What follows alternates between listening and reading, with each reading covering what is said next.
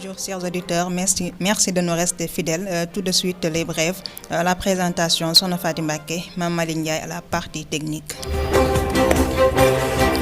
L'opposition regroupée autour du Front de résistance nationale va se prononcer au cours d'une conférence de presse mercredi sur le rapport d'audit du fichier électoral ainsi que sur le respect du calendrier électoral à propos duquel un consensus n'est toujours pas trouvé concernant la date des élections locales prévues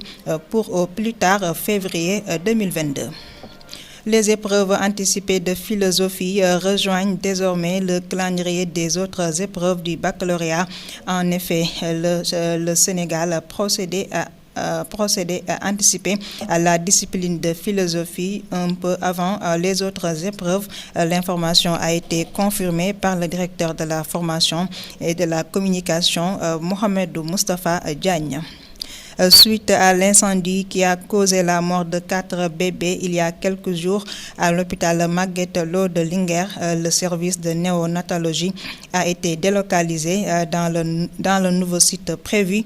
pour la pédiatrie et totalement équipé. Le service va accueillir du matériel nouvellement acquis et directement acheminé à l'hôpital. Il y a aussi du changement au niveau du personnel de santé de l'hôpital.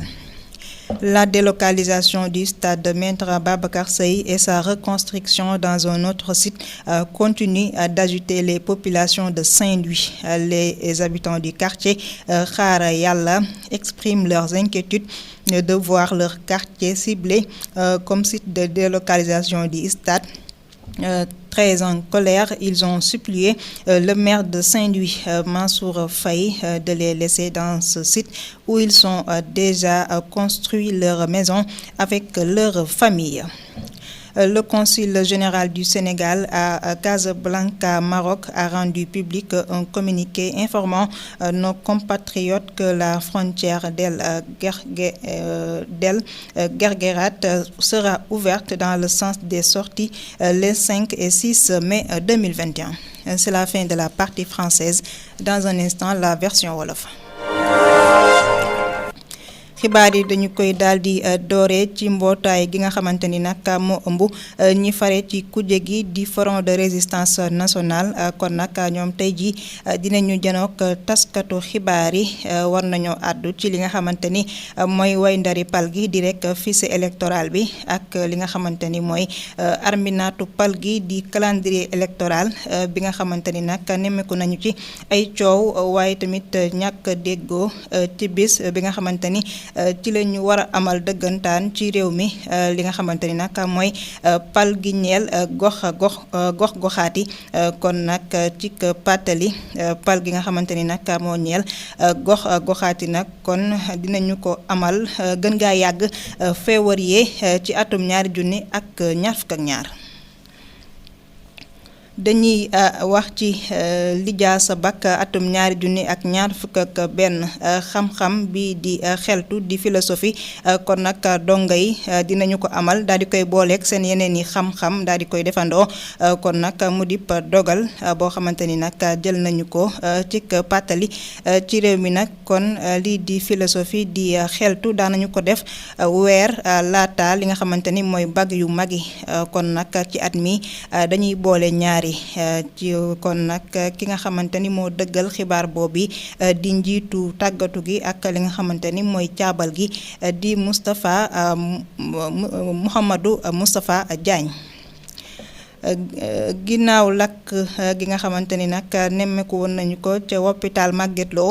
bu Linguère te rek ñeenti liir ñàkkoon ci seeni wakkan kon nag bërëb ba nga xamante ni maanaam la ñuy saytoo liir ya kon feneen lañu ko tuxal feneen lañu ko yóbbu waaye tamit bërëb boobule daañu ko jagleel ay jumtukaay yu yees ñeel wàllu paj rax ci dolli nag am na ay coppite ca fajkat ya. askanu gox ba nga xamante ni nag mooy xaar yàlla nekkee ca Ndar kon nag ñoom daal nañuy mer ba futtu daal di koy jëmale ci sembu di rek procès bi nga xamante ni daal nay jëm ci tuxal lii di Tata maanaam stade Maître Ababacar Seye ba nekkee ca Ndar ñoom nag la ñuy bañ mooy ñu daal di koy tuxal ci seenu gox di